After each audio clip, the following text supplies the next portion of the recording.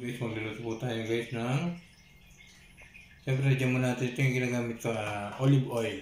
Yan. Para yung ating kalusugan ay maganda. Diba?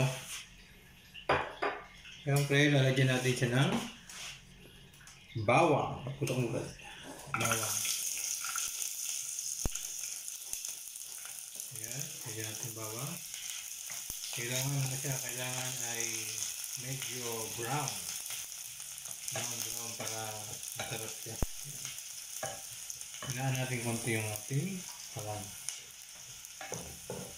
Lagyan natin yung ating yung ating sibuyas. Yan. Sibuyas. Yan, shoutout nga pala sa kay Randy, yung ating cameraman.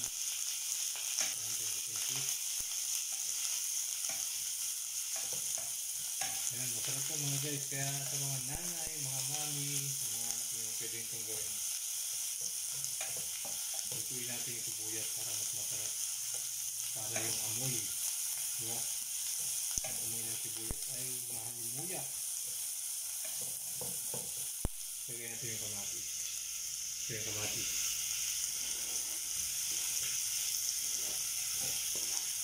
Ayan, mahilig ako sa kamatis kasi yung kamatis pampakinis ng mukha.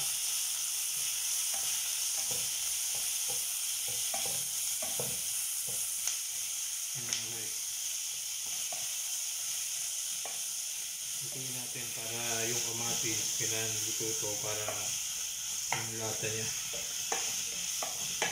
niya maging okay.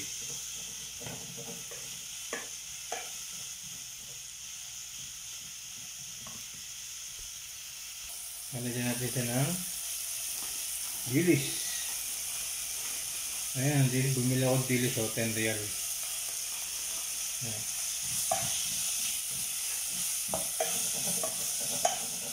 Ginanayin ko ng dilis kasi masarap yung dilis na ito mga guys. Kaya ako bumili ng dilis na maliliit. Ayan, kasi yung mga malaki may mga tinik-tinik pa, mahirap kainin. Kaya ang nilagay ko binili ko yung dilis na maliliit. Pwede nitong gawin sa inyong mga anak, pamilya.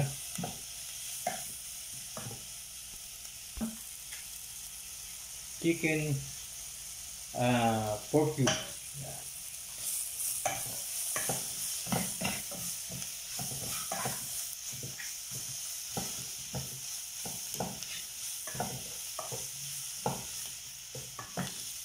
Yan. At ilalagay na natin guys yung ating upo, dalas. Ayan, ating ginisang upo. Hiniwa ko lang ito ng mga maliliit kasi kapag malalaki mga guys ay mahirap siya kainin. Kaya maliliit yung ating ginawang hiwa dito. Pag natikman nyo ito guys, napakasarap. Pwede nyo itong gawin sa inyong mga anak, mga mami. Pwede nyo po yung gawin sa kanila. Hindi natin. Thank you so much sa nagka-cameraman na napakabait natin dyan. Cameraman. Thank you so much. Shout out sa mga kaibigan natin. Tulad ni Randy. Shout out.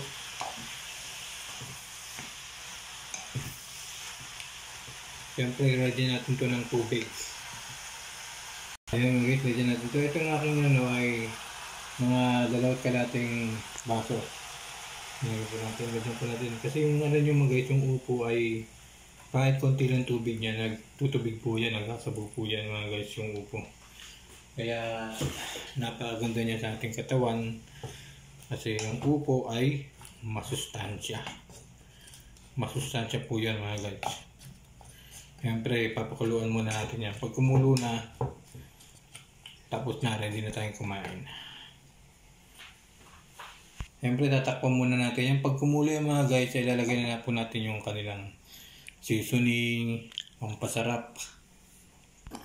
Yan mga guys, lagyan po natin siya ng patis. Pampasarap po mga guys. Para kahit hindi na siya asin, basta patis ay okay na rin po yan mga guys.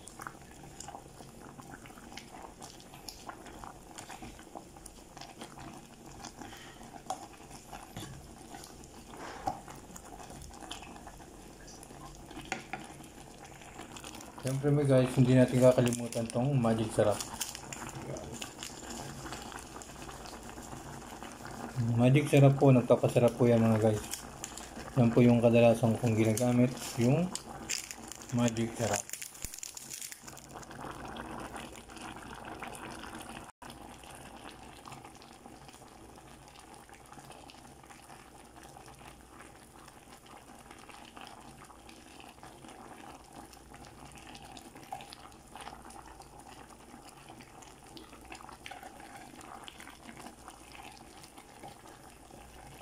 Yan na guys, tapos na po mga guys. Thank you so much.